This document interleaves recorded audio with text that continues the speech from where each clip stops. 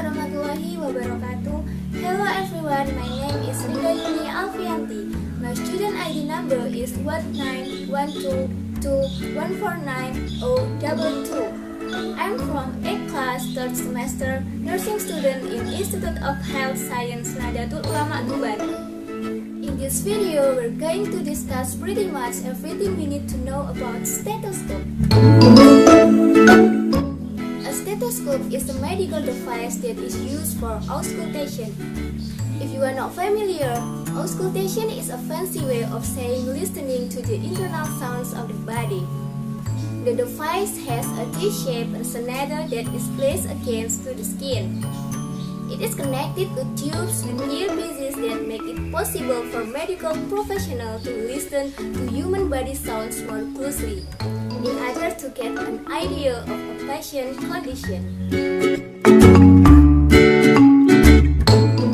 Pretty much all stethoscopes really only have 4 basic parts, and that is diaphragm, bell, earpieces, and tube. The diaphragm is the larger side and circular piece at the end on the chest piece, and this is part that we place on the patient's skin to listen. This provides the frequencies and sounds that you hear while using a stethoscope. Then you have the bell. This is the small end of the chest piece. It focuses more of lower frequency sounds that may not easily be detected by the diaphragm. This side is typically used on neonatal patients where the sounds are more difficult to pinpoint. And there is the earpiece. This is simply the piece that goes into your ears. It should feel soft and fit perfectly into the ear canal. And last but not least, you have the tubing. This is what transports the sounds transmission from the chest piece to the earpiece and allows you to hear the sounds.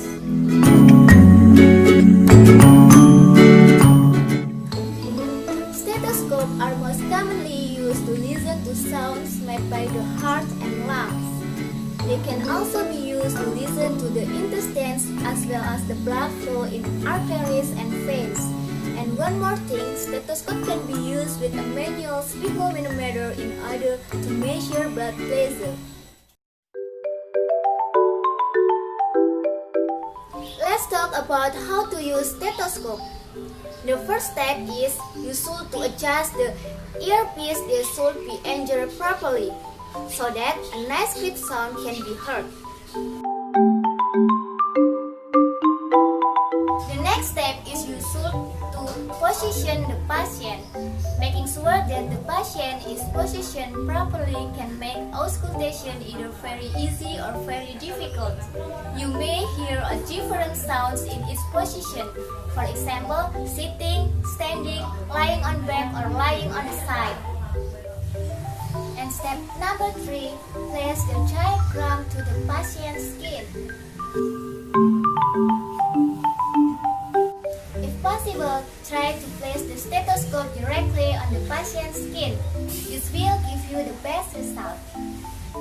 Okay everyone, that's all pretty much everything we need to know about stethoscope. Thanks for watching this video, and if you found this video at all helpful, please give it thumbs up, comment, and don't forget to subscribe this channel. Wassalamualaikum warahmatullahi wabarakatuh.